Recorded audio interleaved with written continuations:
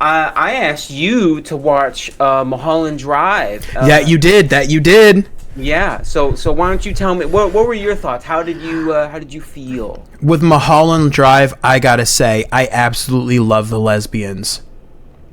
I adore the lesbians in this movie. I ain't gonna lie. I was watching it with my brother and sister. I was watching it with my brother and my girl, and it was like, yo, we gotta watch this movie because you recommended it. And I'm sitting there, and it's just so much lesbian sexual tension, and I'm like, what is going on here? And then it just full out breaks out into like a softcore freak, and I'm like, whoa, you're making me look bad, because we're like, what is even what's happening right now? I didn't think they were actually gonna do it, but they did it. They definitely did it. And I know we were talking about a lot of things, especially listening to a lot of Pink Floyd recently, just on my commute to work. And yeah, like 90% of the movie is just corporation greed is bad. It gets rid of artistic voices, and they stifle them so they can make money. And I'm like, yeah, I got it. I got it, David. You didn't need to tell me, Mr. Lynch. Almost every single movie is about this, but he does it in his special and unique way, and I appreciate the levels of acting you have to put these actors through to have all of these subtle changes, to act like a good actor, to act like a bad actor, acting like a good actor, recording lines, acting like you don't care, while also subtextly acting like, is this person in my house? It's so weird. It's so weird that you got all of that, but you did a great job. And honestly, it's a pretty good movie. It's not as good as Blue Velvet, in my opinion, just because maybe I thought I'm used to how weird he is now, so I was waiting for him to be weirder, and it wasn't as weird as I thought. Until it was like, okay, here's the last 10 minutes. Here's the grandparents that visualize grief, and they're running at her so she could kill herself after they come out of a dirty woman's trash bag. And I'm like, what? Yeah. It's a really weird movie. I feel like it's got that main message, but it's really more about how that's explored. That's how I see it, you know? Because I mean, it's pretty. You get to like 25 minutes in the movie, and there's like already a scene that's like that, where it's like, you can't do this because we said so, and it's like, boom, I get it. Yeah.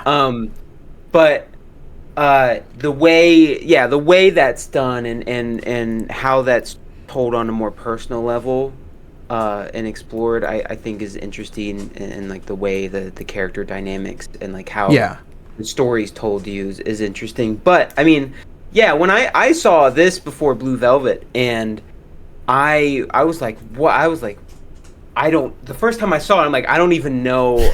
I was thinking he's playing normal chess, but I was playing 5D chess. Maybe, I don't know. Because I was like, he's playing 3 steps ahead. He's playing 3D chess. You're trying to play 3-dimensional chess, and somehow he still beats you. Yeah, exactly. And it's crazy how that happens, because you're like, maybe he expected you to overthink, and so he thought enough to put red herrings enough for the overthinkers, but it's really over here. And it's wild to be like, here's a red herring. This is obviously a red herring, and you still fell for it. It's over here. Mm-hmm. I told you it's a red herring, and you still treated it like a red herring, and still it got you as a red herring. Right. But then you look over there, and like you see like part of a reflection of the thing you were looking at back there. So it's like, even when you think you know, it's like, do I really know? You know? Yeah. No,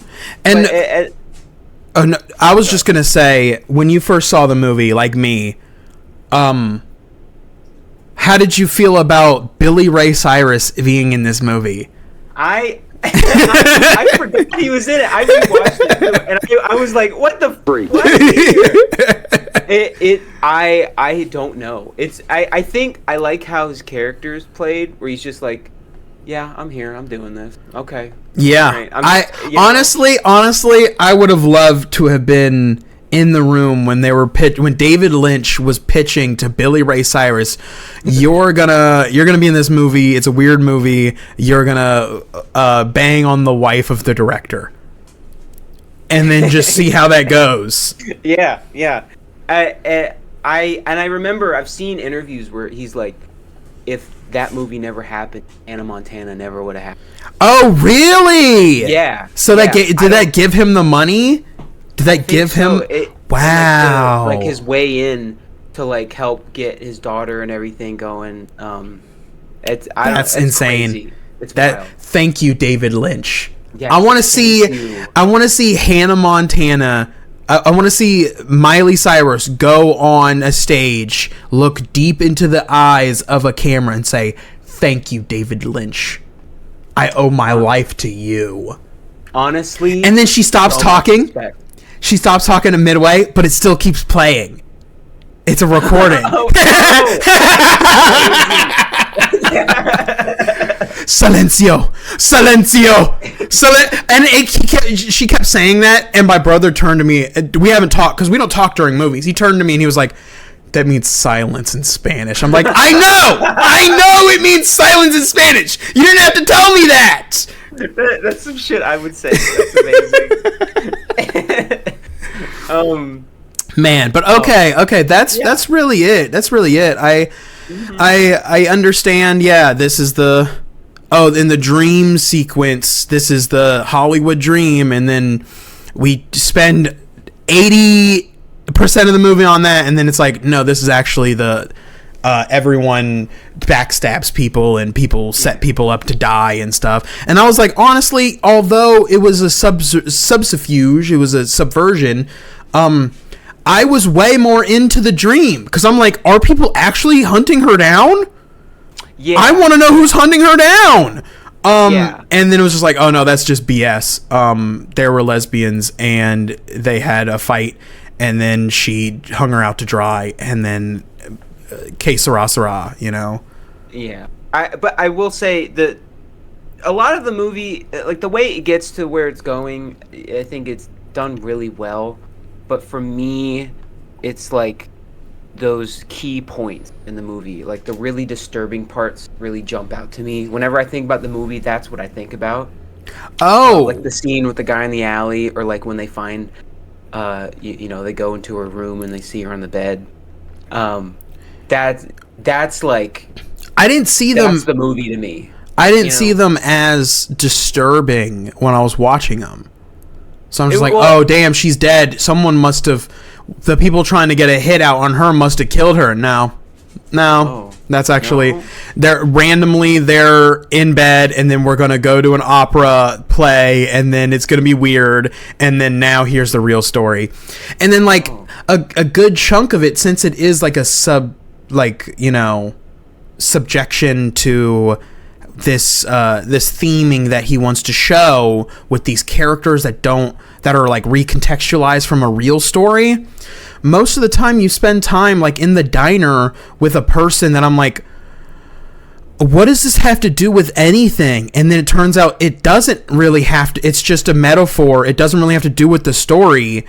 It's just a person she saw one time while trying to set up the hit, and gave him a whole story talking to a cop, and the cops don't matter. And I'm like, okay, so what then?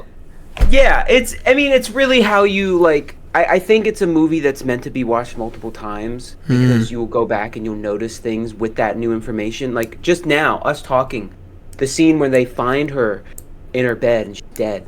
If you notice, like, only Rita, she's the only one who's like really like losing her mind and like crying and like horrified by this. If you look at Betty, she's just trying to comfort her. She's just like, whatever, of course, because that's her, like, you know.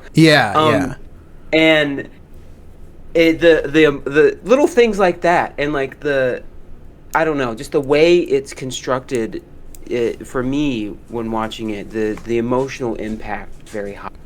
Okay. And that's what I really liked about it. The parts where it was meant to be really effective, it was very effective. But I'm glad you enjoyed it. Yeah. Yeah. So now it comes time to recommend each other another thing. So what do you got for me? What do you got for me this time? Well, I don't know. Well, first, before we get into that, Okay. the last time we were hanging out, right? Okay. All right. Yeah. We were like done. We were like wrapping up and everything. And when you were walking away, you didn't hear me say, "Please, oh baby, don't go." I didn't know where you were going with that. You I had no idea where you were going with that. Okay, sure, why not? You know my hang-ups with Kingdom Hearts. Yes, but that's like it's like Kingdom Hearts broke my heart in middle school, and now you have the gall to sit here and tell me to indulge. it broke all of our heart. Okay, you'll get there. You know what? To me, that just seems so heartless to tell me to play Kingdom Hearts. That's so heartless of you to tell me. No, I don't want to hear this from a nobody. And you can't kill a person with no body. So, I have a recommendation for you. Okay. And first of all, have you ever watched the movie Click? Jesus Christ. Have you ever seen the movie Click? I've seen like half of it. I've seen like the later part where it gets like really sad. Oh, damn. Then never mind. Okay. I want you to play Grim Fandango. Oh, okay. I want you to experience the masterfulness of world building that is this point and click adventure of Grim Fandango. I would actually love to do that. Thank you, King. Thank you. Because no problem. I've had it for a while. I just haven't sat down. You have it for a while because I gifted it to you, and you haven't sat down. So I was thinking, that is like one of my, I don't know, that's like the gaming equivalent to like Samurai Champloo or Cowboy Bebop to me. Really? Where I realize that they just masterfully combined two things and was like, wow, why hasn't anybody done this sooner? Yeah, it's like there was a car crash. One guy was eating chocolate and the other guy was eating peanut butter. Exactly. And Officer Reese's was on the job that day. That's right. So I think I love the world building. I love almost everything about that game. And I think you should check it out, and we'll reconvene and then talk about it another time. Yeah, I'm excited. Now, I keep calling these like recommend friends or friends recommend. What should we call this series? Friendemendations. Friendemendations. That's a good one. Something like that, yeah. Because I was like, Recca friends, recommend Recca friends, but that's too close. I'm gonna wreck it. I'm gonna wreck it. I'm gonna wreck your friends. I'm gonna wreck it. Play Kingdom Hearts. I really don't want to fucking play Kingdom Hearts, but all right, we gon' figure it out. Yeah, you'll get there.